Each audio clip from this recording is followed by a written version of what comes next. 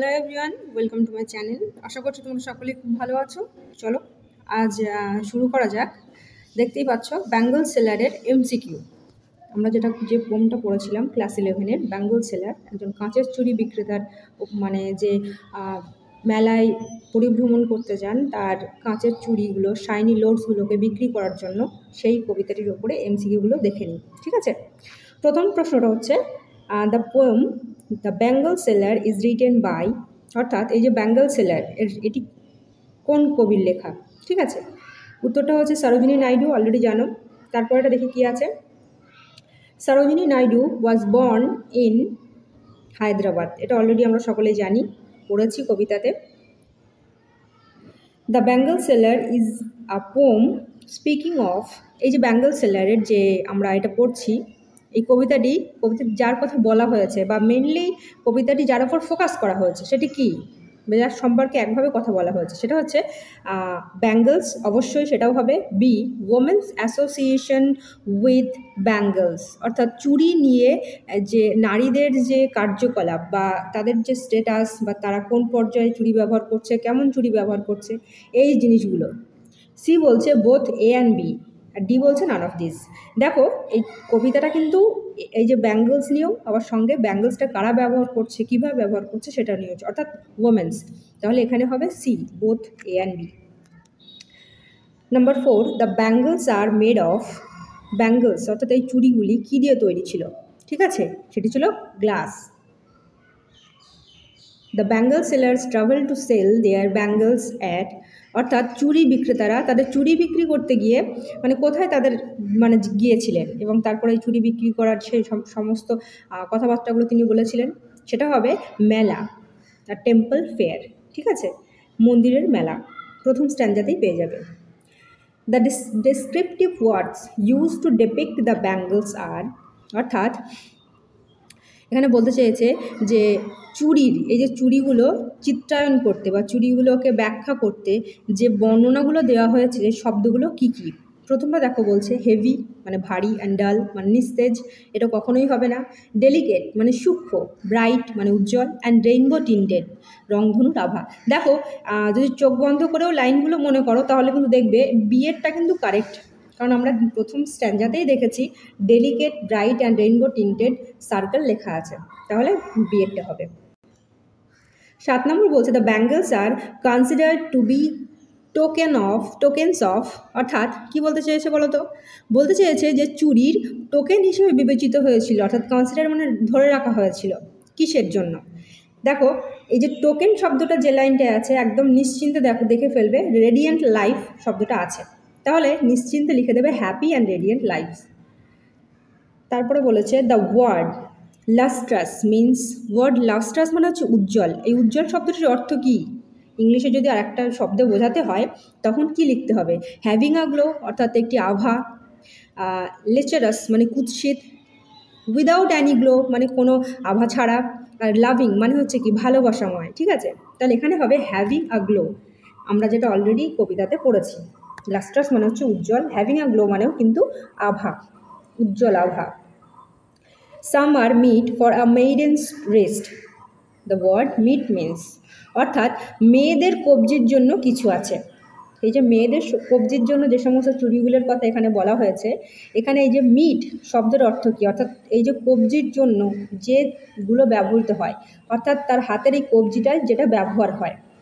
To come across someone অর্থাৎ কারো কাছে আসা। To planning to meet somebody অর্থাৎ কারোর সাথে দেখা করার জন্য পরিকল্পনা করা। সুটেবল মানে হচ্ছে উপযুক্ত, আর হেভি মানে ভারী। দেখো এই যে মেডেন মানে হচ্ছে মেয়েদের চুড়িগুলো হাতের উপযুক্ত হতে হয়। ঠিক আছে, তারপর যে ব্রাইডাল তার জন্য উপযুক্ত হতে হয়, কোন কালারটা উপযুক্ত হতে হয় সেইটা নিয়েই কিন্তু আমাদের পড়া। সেই হিসেবে এখানে আমাদের লিখতে হবে সুটেবল, অলরেডি আমি তোমাদের বলেছিলাম কবিতা পড়ানোর সময়। The colors which are associated with bangles for young girls are, অর্থাৎ এখানে কি বলতে চেয়েছে দেখো, বলছে যে অল্প বয়সী বা কন্যারা যাদের বিয়ে হয়নি তাদের চুড়ির সাথে যে রঙগুলি জড়িত ছিল সেগুলো কি ছিল, আমরা অলরেডি পড়া কিন্তু করেছি, সেখানে দেখেছি সিলভার অ্যান্ড ব্লু লেখা আছে, তাহলে অন্য কোথাও দেখার দরকার নেই। The ফ্লাশড birds R waiting, ফ্লাশড birds মানে কুড়িগুলো, ওয়েটিং মানে অপেক্ষা করছে কিসের জন্য, অবশ্যই টু ব্লুম ফোটার জন্য, প্লাক্ট মানে তুলে নেওয়া, ইগনোর মানে কি তাকে ইগনোর করা, আর হেয়ার্ড মানে কি শোনার জন্য, এগুলো একটাও হবে না, তাহলে কি হবে নাম্বার এ টু ব্লুম ফোটার জন্য, ফুল ফোটার জন্য।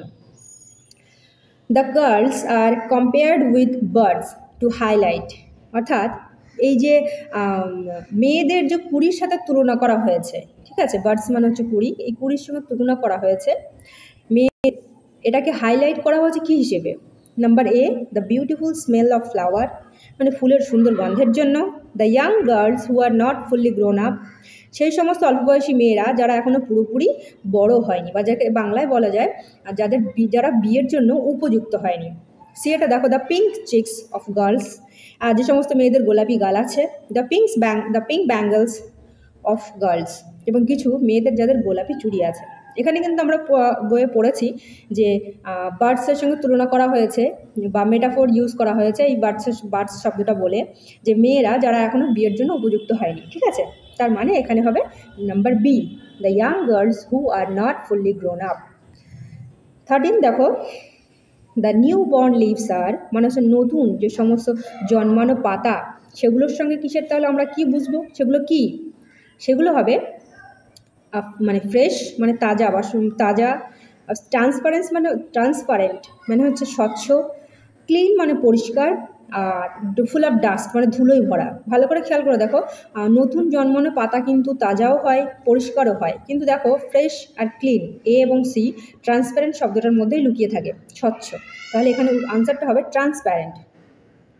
দ্য বার্ডস ক্লিং টু, অর্থাৎ কুড়ি আঁকড়ে ধরে থাকে বা লুকিয়ে থাকে বা তার ভিতরে আটকে থাকে, এই যে কুড়িটা কোথায় সেটা লিভস অর্থাৎ পাতার মধ্যে, টুইক্স মানে হচ্ছে ডালপালা, ফুললি ব্লুমড ফ্লাওয়ার মানে প্রস্ফুটিত ফুলের মধ্যে, ওল্ড লিভস মানে পুরাতন পাতার ভেতরে। তোমরা যারা ফুল খেয়াল করেছো, যাদের ফুল দেখেছো কুড়ি অবস্থায়, সেগুলো কিন্তু পাতার মধ্যেই লুকায়িত থাকে, ধীরে ধীরে পাতাগুলো বড় হয় এবং নিচের দিকে নেমে আসে, তখন কিন্তু ফুলটা ফোটে, তাহলে এখানে হবে leaves. Some bangles are like fields of corn, এখানে কিন্তু আমরা ভালো করেই দেখেছি স্ট্যান্ডাতে, আমাদের অলরেডি কবিতাতে পড়েছি ফিল্ডস অফ কর্ন, আমরা মানে পড়েছি, অন্য কিছু তাহলে দেখে লাভ নেই। The imaginary which is use to describe the bangles for bride is, অর্থাৎ যে একটা বিবাহ দেওয়ার জন্য যে সমস্ত মেয়েদের বিবাহ হবে তাদেরকে বলা হয় কনে, ঠিক আছে, সেই কনের জন্য চুড়ি যে বর্ণনা করেছেন তিনি, ঠিক আছে, যে কল্পনাতীতভাবে তিনি যে চুড়ির সঙ্গে একটা ব্রাইডাল একজন মেয়ের কল্পনা করা হয়েছে, সেখানে বলা হয়েছে আর তার সেই চুড়িগুলো কেমন, ঠিক আছে, সেই চুড়িটা কেমন হতে হবে বা কেমন হয়। এখানে দেখো থর্নস অ্যান্ড শার্প এজ মানে হচ্ছে কাঁটা ধারালো প্রান্ত, fields of Sunlight corn and flames, সূর্যালোকের সেই সূর্যালোক পড়লে ভুট্টা যেমন দেখতে লাগে এবং আগ্নেয়গিরির ক্ষেত্রের মতো, ঠিক আছে, heavy stone and dark metal, heavy stone মানে হচ্ছে কি ভারী পাথর, ডার্ক মেটাল মানে হচ্ছে গাঢ় ধাতু, ফায়ার অ্যান্ড সানফ্লাওয়ার মানে হচ্ছে আগুন এবং সূর্যমুখী। ভালো করে দেখো সূর্যমুখী, মেটাল, তারপরে এজ, এসব কিন্তু শব্দ আমাদের বইতে নেই, যেটা আছে সেটা হলো fields of Sunlight corn and flames, ঠিক আছে। একটা মেয়ে বিয়ের আসরে বসবে একটা মেয়ে, তার ওই যে অগ্নিশিখার মতন লাল তার হাতে চুড়ি দেখা যায়, ইয়েলোইশ অর্থাৎ ভুট্টার খেতে যে সূর্যালোক পড়লে যে আলোটা মানে ঠিকরে উল্টে বার হয়ে আসে বা আমরা চোখে যেরকম হলুদ কালারটা দেখতে পাই, সেই কালারের চুড়ি কিন্তু তারা পরে থাকে, এইখানে সেই কথাটাই বোঝানো হয়েছে বা সেই কল্পনাই করা হয়েছে। 17 দেখো bridal morning suggest, bridal morning মানে হচ্ছে বিয়ের সকাল বলতে সাজেস্ট বা পরামর্শ দেওয়া হয়েছে কোনটিকে, প্রথমত the morning of the wedding অর্থাৎ বিয়ের সকালটা কি, the morning of the wedding day মানে হচ্ছে বিয়ের দিনের সকাল, the morning after the wedding বিয়ের পর সকাল, তারপরে বলছে সকালে যখন বিয়ের আয়োজন করা হয়, the morning when the arrangement of wedding are made. এর মধ্যে সবসময় একটা জিনিস খেয়াল রাখবে, বিয়ের দিনের সকাল, আমাদের কিন্তু বইতে খুব স্পষ্ট করে বলা আছে, তাহলে কি হবে number B. The flame of women's marriage fire and her hearty desire both have, একটা নারীর বিবাহের জন্য যে আগুনের শিখাটা ধরানো হয় এবং তার যে মনের ভিতরের যে আশা আকাঙ্ক্ষা থাকে নতুন বাড়িতে যাওয়ার, নতুন জীবন শুরু করার, এই দুটোতে একসঙ্গে কি বলেছে, পেল হিউজ মানে হচ্ছে কি সমৃদ্ধ এই ফ্যাকাশে রং, তারপরে এই পেল হিউজ মানে হচ্ছে ফ্যাকাশে, ঠিক আছে, রিচ মানে হচ্ছে সমৃদ্ধ, ডার্ক গাঢ়, আর ডাল মানে নিস্তেজ। আমরা অলরেডি পড়েছি রিচ হিউজ, ঠিক আছে, আমরা এটা কবিতাতে পড়েছি। সমৃদ্ধ। The sound which is associated with the bangles for bride is the sound, মানে সেই শব্দটা কেমন শব্দ ছিল, যে কুড়ি কোণে যে ব্রাইডাল যে চুড়িগুলো পরে থাকে সেগুলো কেমন শব্দ ছিল, আমরা কবিতাতে কেমন পড়েছি, চোখ বন্ধ করে বলে দিতে পারবো টিংলিং। তাহলে এখানে কোনটাই আছে না বিয়েরটাই। আর ডেলিকেট টিংলিং সাউন্ড মানে হচ্ছে একটি সূক্ষ্ম ঝনঝন শব্দ, তাহলে আর কিছু বলতে লাগবে না। কুড়িটা দেখো, the tingling sound is not only of the bangle but of the bridal tear, bridal beauty, laughter নাকি অ্যাঙ্কলেট। তার মানে এই যে ঝনঝন শব্দটা শুধু চুরির নয়, এটা আর একটা কিসের প্রতীকী ছিল, দাম্পত্য এই যে কান্নার, সৌন্দর্যের, হাসির, নাকি সেই যে সমস্ত অলঙ্কারগুলো পড়ে আছে সেইগুলো শুধু শুধু আলংকারিক, সেটা অবশ্যই তার হাসির, ঠিক আছে। কারণ ঝনঝন করে যে মৃদু মন্দ মিষ্টি আওয়াজটা হয় সেটা কখনো কান্নার আওয়াজ হতে পারে না, তার সৌন্দর্যের হতে পারে না, সেটা একমাত্র হাসির হতে পারে। তারপর দেখো বলছে, the colours which are use to describe bangles for women in mid life are, যে মধ্য জীবন পর্যন্ত চলে যাওয়া একজন মহিলার চুড়ি বর্ণনা করার জন্য কিছু রঙের কথা এখানে কবিতায় বলা হয়েছে। সেগুলো কি? অবশ্যই চোখ বন্ধ করে বলে দেবে পার্পল, গোল্ড অ্যান্ড গ্রে, আমরা পড়েছি লাস্ট স্ট্যান্ডাতে। Purple is associated with women of, purple মানে কোন, বেগুনি কালারটা মহিলাদের সঙ্গে যুক্ত কোন ধরনের মহিলাদের সঙ্গে? অবশ্যই এখানে হবে মিডল এজ, আমরা পড়েছি এটা কবিতায়। Middle age women look up to their journey with, মানে এই যে মধ্যবয়সী নারীরা তাদের সাথে যে জীবনটা তারা যাত্রা করে কাটিয়েছে, সেটা কিভাবে কাটিয়েছে তাদের জীবনটাকে। প্রথমে হচ্ছে হেট্রেড মানে ঘৃণার সঙ্গে, কাইন্ডনেস উদারতার সঙ্গে, জেলাসি মানে ঈর্ষা বা হিংসা পরায়ণতা যখন মানুষ থাকে সেই রকমভাবে, নাকি অ্যাফেকশন মানে স্নেহর সঙ্গে। অবশ্যই স্নেহের সঙ্গে। একজন মধ্যবয়স্ক মহিলা তার জীবনের প্রত্যেকটা ক্ষণ বলো বা প্রত্যেকটা সময় বলো, পুরো সময়টা কিন্তু তারা সংসারের পিছনে বা তার পরিবার পরিজনের সেবার পিছনে কিন্তু লাগিয়ে দেয়। অলরেডি এটা আমরা কবিতাতেও পড়েছি। তাহলে আশা করছি বুঝতে পারছো, এটা ডি এরটা হবে। Those whose love has blessed, যার ভালোবাসা কি বলছে আমাদের জন্য আশীর্বাদ স্বরূপ হয়ে এসেছে। এখানে এই যে ভালোবাসাটা আমাদের জন্য আশীর্বাদ হয়ে এসেছে, সেই কাদের জন্য? একজন মায়ের ভালোবাসা তার সন্তানের জন্য অবশ্যই, হার হাউস হোল্ড তার পারিবারিক যে সমস্ত কাজকর্ম আছে সেগুলোর প্রতি নিশ্চয়ই তার আশীর্বাদ হিসেবে বর্ণনা হয়ে আসে না। হার পেটস তার যে সমস্ত পোষ্যরা আছে তাদের জন্যও আসবে না। হার গডসের কাছ থেকে তো আশীর্বাদ নিয়ে থাকে, গডসকে কোনোদিন আশীর্বাদ করবে না, তাহলে এখানে হবে her children. Middle aged women একজন মধ্যবয়স্ক মহিলা, তিনি কি করেন? Takes care of her children, অবশ্যই বাচ্চাদের যত্ন নেন। Takes care of her family, তার ফ্যামিলি মেম্বারদেরকে যত্ন নেন। Worship the gods of her husband side, তার স্বামীর পক্ষ থেকে প্রভুকে পূজা করেন বা দেবতাদের পূজা করেন। এগুলো কিন্তু লাস্ট স্ট্যান্ডাতে পুরোপুরি বলা আছে। তাহলে কি করতে হবে? ডিএটা করতে হবে। এ, বি এবং সি তিনটেই হবে।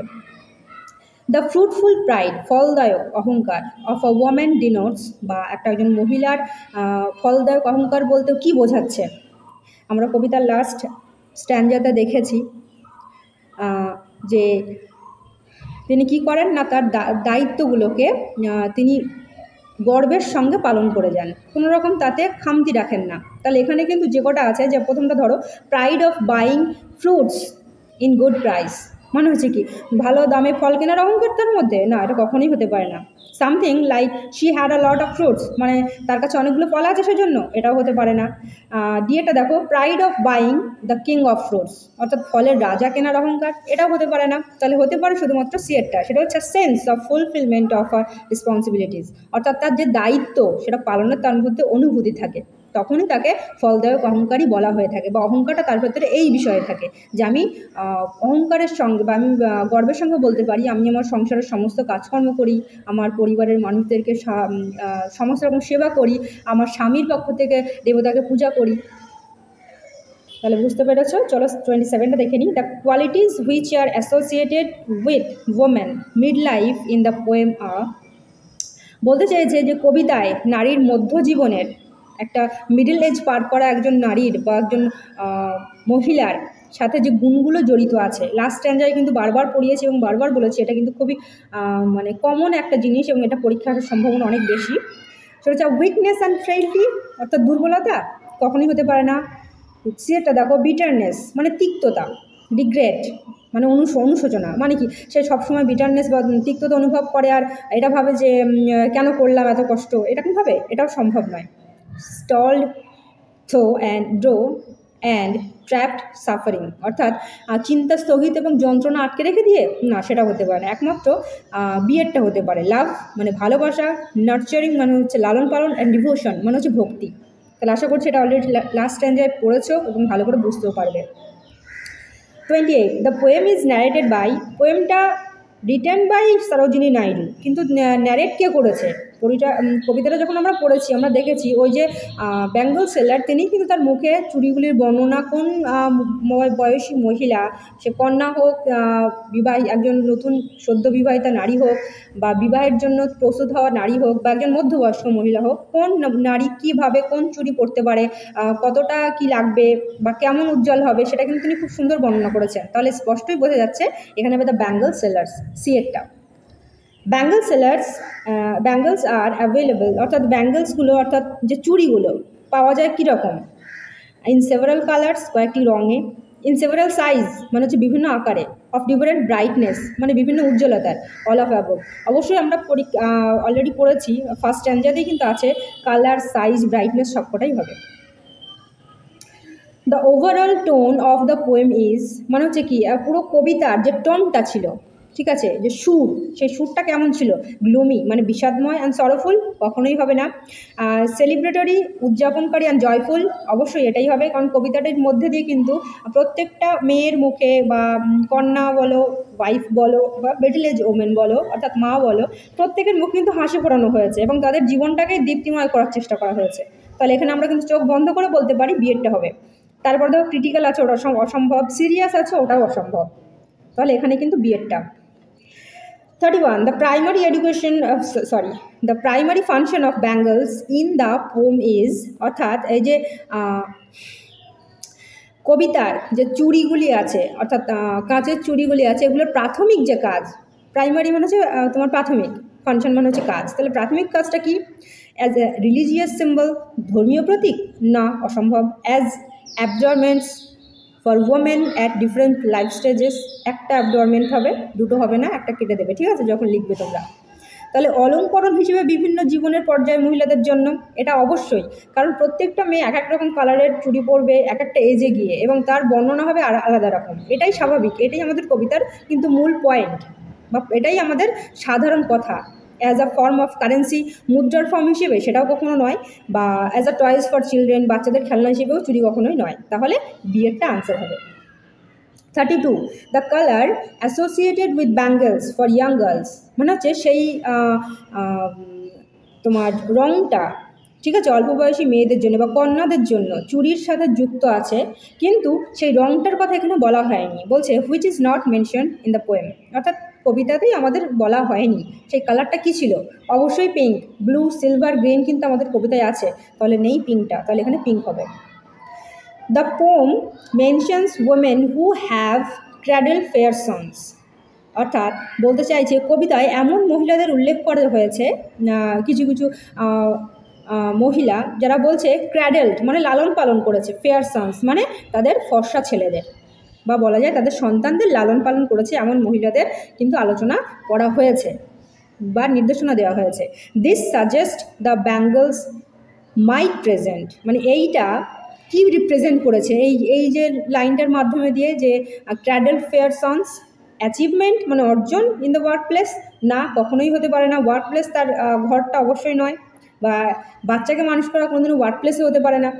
মাদারহুড, এটা কিন্তু একদম 1 নম্বরে, কারণ মাতৃত্ব আর লালন পালন না থাকলে কখনোই একটা বাচ্চাকে মানুষ করা সম্ভব নয়। আর্টিস্টিক ট্যালেন্ট, সেটাও হবে না, মানে তোমার শৈল্পিক প্রতিভা হতে পারে বা কোনো রকম আর্টিস্টিক, এটাও হয় না।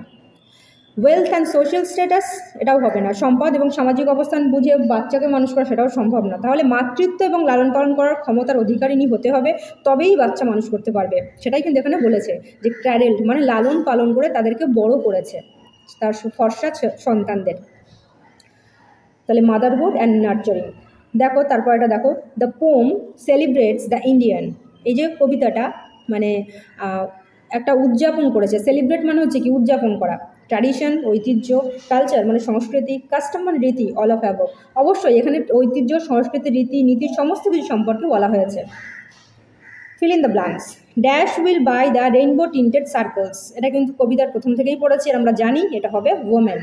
Women will buy the rainbow tinted circle. এখানে যদি গার্লস দেওয়া থাকতো বা মেইডেন দেওয়া থাকতো, মিডল এজ ওমেন থাকতো, তখন কিন্তু অল অফ অ্যাবভ বা এরকম কিছু খুঁজতে হতো। কিন্তু যেহেতু শুধু এখানে বলেছে women, everyone, seller, temple priest, এগুলো কিছুই হবে না, শুধু ওমেন।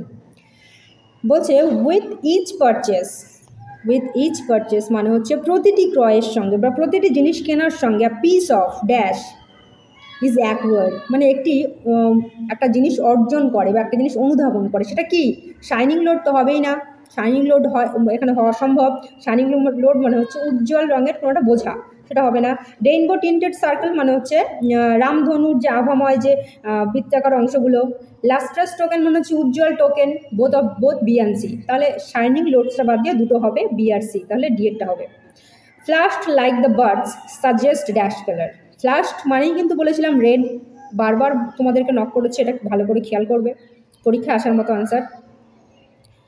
কনসেপ্টটা খুব সুন্দর। Lustrous tokens of radiant life. Lustrous tokens of radiant lifes মানে হচ্ছে তোমার উজ্জ্বল জীবনের উজ্জ্বল টোকেন। এটি একটি মেটাফোরের উদাহরণ। মেটাফোর সম্পর্কে একটুখানি বলে নিই। মেটাফোর হচ্ছে রূপক বা উপমা সম্পর্কে যখন কোনো কিছু বলা হয়, আমরা বলছি একটা জিনিস অথচ একটা উদাহরণ টেনে যখন বোঝাবো তখন সেটা হবে মেটাফোর। যেমন ধরো আমি যদি বলি my mom has a heart of gold. আমার মায়ের মনটা একদম সোনার মতো। মায়ের বা বলো বা যারই বলো, কোনোদিনও মন কিন্তু সোনার হতে পারে না, কিন্তু এটা উপমা। এইটা দিয়ে বোঝানো যে কতটা ভালো আমার মায়ের মন। এখানে আশা করছি মেটাফোরটা বুঝতে পেরে গেছো। তাহলে যে lustrous tokens of radiant lives, এটা একটা মেটাফোরের উদাহরণ। The phrase cradle fair sons means, অর্থাৎ এই যে তোমার ক্র্যাডেলড মানে হচ্ছে লালন পালন করা, ফেয়ার সন্স মানে হচ্ছে পরিষ্কার বা ফর্সা ছেলেদেরকে যে লালন পালন করছে, এটার মানে কি চিলড্রেন মানে কোন ধরনের শিশুদের কথা বলা হয়েছে বা কোন শিশুকে কি করতে বলা হয়েছে। অবশ্যই এখানে হবে টিচিংও হবে না, ফিডিংও হবে না, স্মাইলিংও হবে না, নার্চারিং মানে লালন পালন করার কথা বলা হয়েছে শিশুদের। তারপর দেখো বলছে woman's journey from a maiden to being a wife is expressed through the phrase dash in the poem. বলছে একজন মহিলার বা একজন কন্যার থেকে মহিলা বা বলো তাকে মা হয়ে ওঠার বা মধ্য বয়স পার হয়ে যাওয়া পর্যন্ত এই যে যাত্রা, এই যাত্রাটা কোন বাক্যের মাধ্যমে পরিপূর্ণ করেছে বা আমাদেরকে বুঝিয়ে দিয়েছে। দেখো আমরা যখন দেখেছিলাম একটা লাইন যে তোমার bridal laughter and bridal tear, এই শব্দটা কিন্তু আমি আগেও বলেছিলাম যে এইটা ছোট্ট একটা লাইন, কিন্তু এর মাধ্যমে অনেক কিছু ব্যক্ত করেছে। যেমন ধরো ব্রাইডাল টিয়ার মানে একটা অর্ধেক জীবন সে তার বাবার কাছে, মায়ের কাছে, ভাইয়ের স্নেহে, মা বোনের সঙ্গে খুনসুটি করে কাটিয়েছে, সেই জায়গাটাকে তাকে ত্যাগ করতে হবে। এই জিনিসটা ভাবতেই তার কিন্তু প্রচণ্ড কষ্ট হয়, সেই কষ্টের থেকে সে কেঁদে ফেলে। এইটা হচ্ছে ব্রাইডাল টিয়ার। আর যখনই বলছে ব্রাইডাল লাফটার, অর্থাৎ কি ভবিষ্যৎ জীবনে সে একটা নতুন জীবন শুরু করতে চলেছে নতুন সঙ্গীর সঙ্গে, এইটা যখন সে ভাবে তখন তার জীবনে একটা আনন্দের আভা ফুটে ওঠে। এই দুটোকে একসঙ্গে মিশিয়ে বলা হয়েছে bridal laughter and bridal tear. এই শব্দটার মধ্যেই কিন্তু একটা কন্যা থেকে অর্থাৎ maiden to being a wife and middle age overman, এই যে তিনটে ধাপ একসঙ্গে কিন্তু বর্ণনা করা হয়েছে। তাহলে আশা করছি এই পর্যন্ত বুঝতে পেরেছো। যদি কোনো সমস্যা থাকে অবশ্যই নক করবে আর পাশে থাকবে। ওকে, বাই।